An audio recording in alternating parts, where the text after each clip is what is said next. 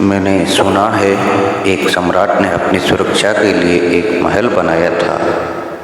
उसने ऐसा इंतजाम किया था कि महल के भीतर कोई दुश्मन न आए। उसने सारे द्वार दरवाजे बंद कर दिए थे। सिर्फ एक दरवाज़ा महल में रखा था और दरवाजे पर 1000 नंगी तलवारों का पहरा था।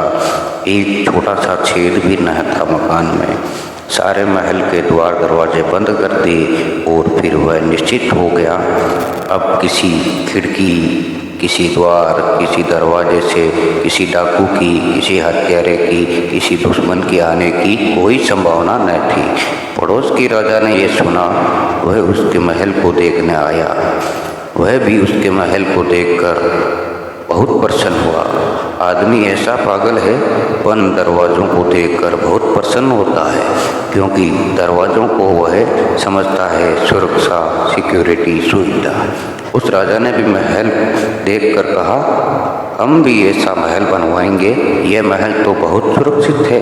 इस महल में तो निश्चिंत रहा जा सकता है। जब पड़ोसी राजा द्वार पर आकर विदा हो रहा था और इस मित्र के महल की प्रशंसा कर रहा था, तब सड़क पर बैठा हुआ एक बुढ़ा भिखारी जोर से हंसने लगा। उस भवन के मालिक ने पूछा, तू हंसता क्यों है? कोई भूल तो दिखाई पड़ती है तुझे? उस भिखारी ने कहा, एक भूल रह गई है महाराज। जब आप ये मकान तैयार करवा रहे थे, तभी मुझे लगता था कि एक भूल रह गई है। उस सम्राट ने कहा, कौन सी भूल? उस भिखारी ने कहा, एक दरवाज़ा आपने रखा है, यही भूल रह गई है। यह दरवाज़ा और बंद कर लें और भीतर हो जाएं तो फिर आप बिल्कुल सुरक्षित हो जाएंगे। फिर कोई किसी हालत में भीतर नहीं पहुंच सकता। उस सम्राट ने कहा, पागल, फिर तो ये मकान कब्र हो जाएगा। अगर मैं एक दरवाज़ा और बंद कर दूं तो मैं मर जाऊंगा भीतर, फिर तो ये मौत हो जाएगी। उस भिखारी ने कहा, इतने आपको समझ में आता है कि ये दरवाज़ा और बंद कर लेंगे तो आपकी मौत हो जाएगी। क्या आपको ये समझ नहीं आता कि जितने दरवाजे आपने बंद किए हैं उसी मात्रा में आप मर गए हैं? एक दरवाज़ा आपने बंद किया है, उसी मात्रा में जीवन से आपको संबंध टूट गए हैं। अब एक दरवाज़ा बचा है तो थोड़ा सा बंधन बचा है। आप थोड़े से जीवित हैं, इसको भी बंद कर देंगे तो बिल्कुल मर जाएंगे। लेकिन ये मकान कब्र है जिसमें एक दरवाज़ा है। ये दरवाज़ा और बंद हो जाए तो कब्र पूरी हो जाएगी।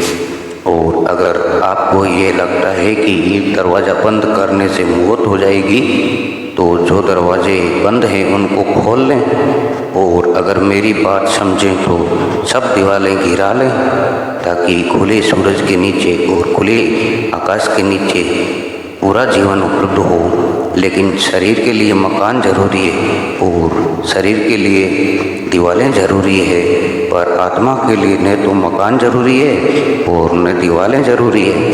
लेकिन जिनके पास शरीर को छुपाने के लिए मकान नहीं है, उन्होंने भी आत्मा को छुपाने के लिए दीवारें और मकान बना रखे हैं। जो खुले आसमान के नीचे नहीं सोते, उनकी आत्मा भी खुले आसमान में नहीं उड़ती। जिनके शरीर पर वस्त्र नहीं है, उन्होंने भी आत्मा के लिए लोहे के वस्त्र पहना रखे हैं। और फिर आदमी पूछता है, हम दुखी क्यों है? हम दुखी क्यों है? हम पीड़ित क्यों है? फिर आदमी पूछता है, आनंद कहाँ मिलेगा? कभी परतंत्र चित्त को आनंद मिला है? कभी परतंत्रता ने सुख जाना है? कभी परतंत्र व्यक्ति कभी भी किसी भी स्थिति में सत्य को, सौंदर्य को उपलब्ध हुआ है? नहीं।